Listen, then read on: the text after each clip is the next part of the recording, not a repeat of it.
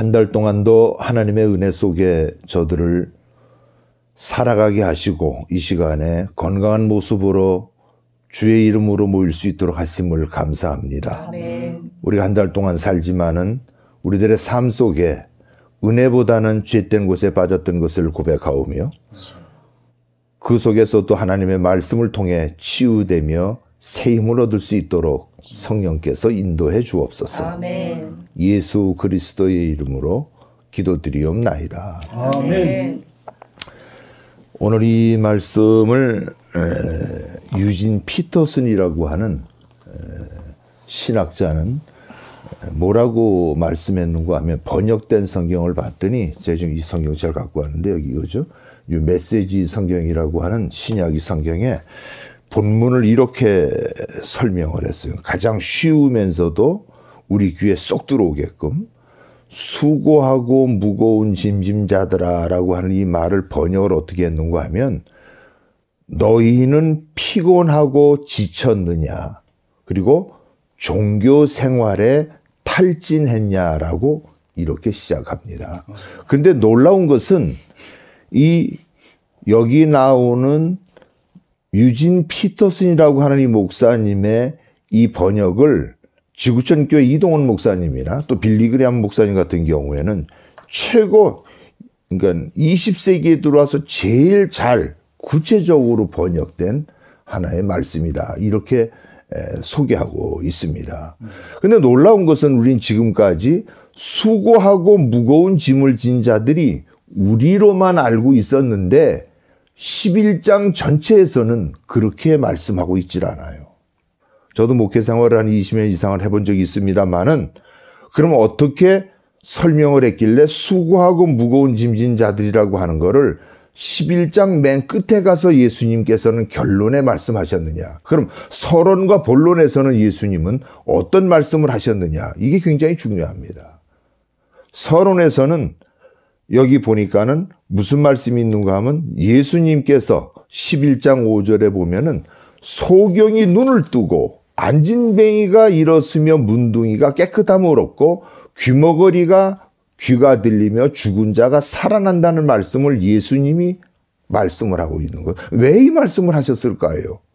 그 이유는 그 밑에 보면 쭉 나오게 돼 있는데 예수를 바로 믿게 되면 이러한 일이 있지만은 잘못 믿은 사람들, 그 사람들은 11장 16절서부터 주님은 신랄하게 본론에 들어가서 그 당시의 백성들을 책망하고 있습니다. 뭐라고 책망하는가 하면 이 세대를 어디다 비유하느냐 하면은 피리를 불어도 춤출 줄 모르는 백성들이라고 하는 거예요.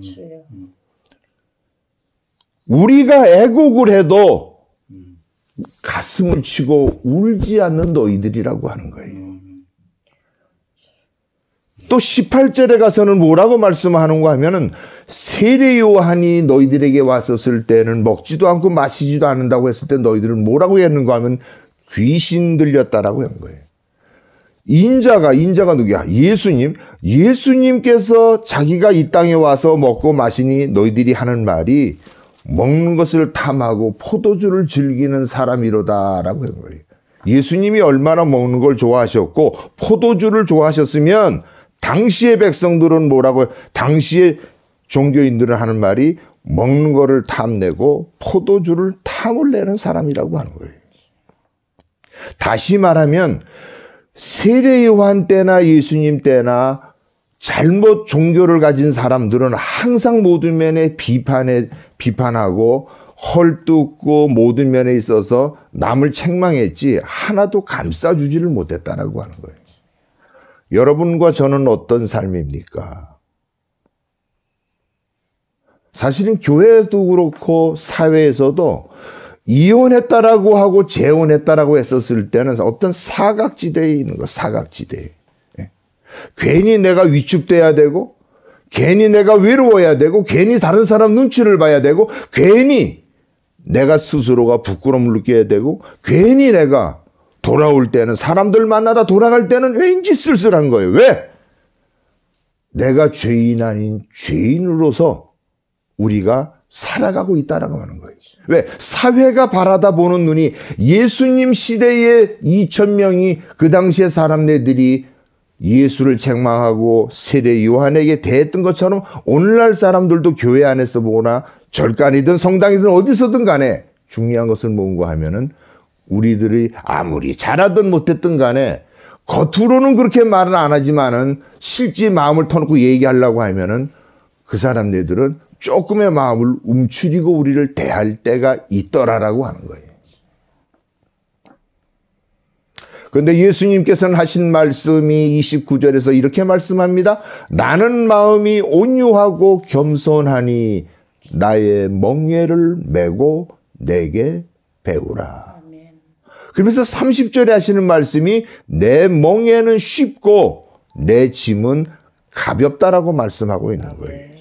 그러면 나의 멍에는 쉽고 짐이 가벼운 사람에게 나타나는 특징이 뭐냐?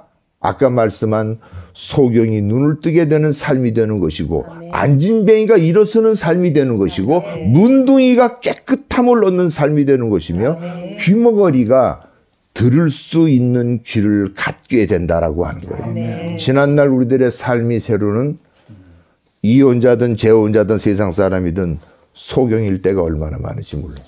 그냥 아무 데나 걸려 넘어지는 거예요. 돈에 걸려 넘어지고 뭐에 걸려 넘어지고 별의별 데 다. 그런데 주님께서 말씀한 내 멍에는 쉽고 주님의 짐은 가볍다라고 했는데 그걸 배우고 그거를 따라하게 되면 어떻게 되느냐. 이 세상에 살아가더라도 내가 아무리 곤고한다 할지라도 내 눈이 띄어져서 분별력이 생긴다라고 하는 거예요. 그리고 안진뱅이처럼 밤낮 여기만 고집되는 게 아니고 아버지께서 그 길도 열어주신다는 사실이에요. 나는 오늘 말씀의 제목을 사실은 나에게로 오라라고 한 거예요. 주님이 맨 끝에 그랬었잖아요. 나에게로, 너희들은 다 내게로 오라. 근데 우리 현대인들의 특징이 뭘까요?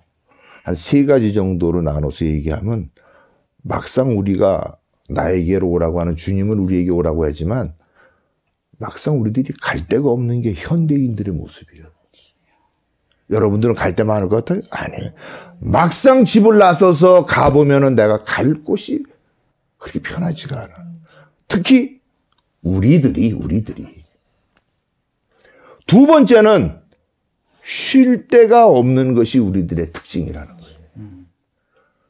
갈 데만 없는 것이 아니라 쉴 때도 마땅하지가 않은 거예요. 쉴 때도. 잘못 맘 열다가는 이런 말 써서 미안하지만 개망신 당하는 거예요. 뭐 화토로 말하면 피박 쓰는 거예요. 왜? 잘못하면.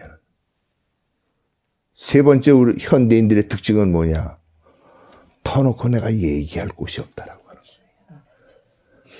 갈 데도 없고 쉴 데도 없고 터놓고 얘기할 수 있는 것이 없는 게 오늘날 현대인들의 모습이며 또한 우리들의 삶이라고 하는 거예요. 그런데 주님께서는 하시는 말씀이 수고하고 무거운 짐을 진 자들아. 다시 말하면 종교 생활에 탈진한 너희들아. 너희들은 나에게 오라라고 하는 거예요. 우리는 종교 생활에 탈진할 때 많잖아요. 여러분들 탈진 안 했습니까? 교회 안에서 난 교인들이 옛날에 헌금 종류로 참 많았어. 11조, 주일 헌금, 뭐 무슨 헌금 해서 또 언제 또 작정 헌금 뭐 이런 것도 하라. 응?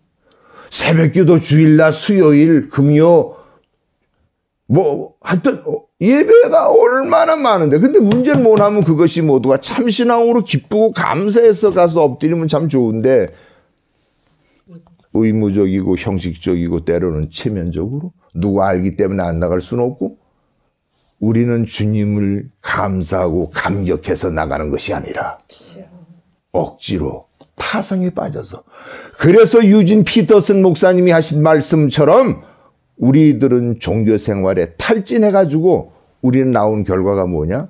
세상 사람들에게나 믿는 사람들에게 그 당시 2000년 전에 이 사람들처럼 우리는 똑같이 행동하는 거예요. 예수님 시대 때든 요한 시대 때든 오늘 저와 여러분들이 좋은 일이 있어서 누가 피리를 보면 춤출 줄 아는 어린애가 되기를 축원합니다. 그리고 누가 가슴을 치는 애곡하는 사람이 있을 때 내가 같이 가슴을 칠 수 있는 순수한 교인이 되기를 축원합니다. 아멘. 이제 나는 결론으로 여러분들에게 한 가지 말씀을 드리고 마치려고 합니다. 오늘 여러분들은 29절을 한번 읽어보시기 바랍니다. 29절 시작. 나는 마음이 온유하고 겸손하니 나의 멍에를 메고 내게 배우라. 그리하면 너희 마음이 쉼을 얻으리니. 그런데 이거를 유진 피터슨이라고 하는 신학자, 이 목사님은 히브리어나 그리스어에 아주 재미있게 해석을 해놓은 거예요. 29절을 나와 함께 따라합시다. 길을 가면 너의 삶이 회복된다는 거라는 거예요. 아멘. 나는 내가 좋아하는 시인이 있는데 우리 집사람도 알고 있는 거예요. 정호승이라고 하는 시인이에요. 근데 그 사람의 그 제목 보면 봄길이라고 하는 그 정호승 시인의 봄길이라는 그 시가 있는데 그 시를 내가 지금 이렇게 외우고 있어요. 그 시에 보면은 무슨 말이 있는가 하면 길이 끝나는 곳에 길이 있다라고 하는 거예요. 네? 또 길이 끝나는 곳에서도 따라합시다. 길이 되어주는 사람이 있다는 거라. 이게 놀라운 거 아니에요? 아니, 길이 되어주는 주님이 계신다라고 하지 않고 길이 끝나는 곳에서도 길이 되어주는 사람이 있다는 거라는 거예요. 한 달 전에 나는 여러분들에게 이런 말을 했습니다. 사람에게 상처를 받았으면 사람에게도 치유받는 사람들도 있다라고 하는 거예요. 정호승 시인의 봄길에 나오는 것처럼 길이 끝나는 곳에서도 길이 되어주는 사람이 있는가 하면 현대는 그렇지가 않아요. 길이 있는데도 남 길 끊어갖고 길 못 가게 만드는 게 이 현대인들의 삶의 모습이에요. 또 종교인들의 모습이요. 교회 안에 열심으로 알고 있지만 억지로 나가는 타성에 빠진 사람들의 모습이 바로 그렇게 나타나고 있다라고 하는 거예요. 오늘 주님은 우리들에게 주님을 따라가고 주님께서 주님의 멍에를 잘 메고 가는 사람들에게는 이렇게 말씀합니다. 오리를 가자면 심리를 가질 수 있는 사람이 되라고 합니다. 그 사람이 너에게 겉옷을 달라면 속옷을 줄 수 있는 사람. 더 나아가서 내가 이 땅에 살면서 왼뺨을 때리면 오른뺨까지 갖다 댈 수 있는 사람은 누가 되는 것이냐? 주님의 말씀처럼 나는 마음이 온유하고 겸손하니 주님에게 배워서 주님을 따라가는 사람만이 할 수 있는 하늘의 능력인 것입니다. 이 땅에 살면서 때로는 비록 우리가 막상 갈 데가 없고 막상 쉴 데가 없고 막상 터놓고 얘기할 곳이 없다 할지라도 여러분과 저는 그리스도를 바로 믿음으로 인해 살아가는 삶이 참으로 주님 보시기에 아름다운 삶이 되기를 주의 이름으로 축원합니다. 아멘. 기도합시다. 저희들이 종교 생활에 탈진했나이다. 주여 우리들에게 타성에 빠진 종교 생활을 청산할 수 있게 하시며 무거운 짐에서 해방될 수 있게 해 주옵소서. 그리하여 우리들로 하여금 한 번의 기도를 통해서라도 엘리야처럼 불을 내릴 수 있는 사람이 되게 하시며 한 번의 찬송을 통해서라도 여리고 성이 무너뜨릴 수 있는 찬양이 될 수 있도록 하시며 한 번의 예배를 통해서라도 하늘에서 우리가 하늘의 불을 끌어내릴 수 있는 사람이 될 수 있도록 저들의 영혼을 축복해 주옵소서. 아멘. 예수 그리스도의 이름으로 기도드리옵나이다. 아멘.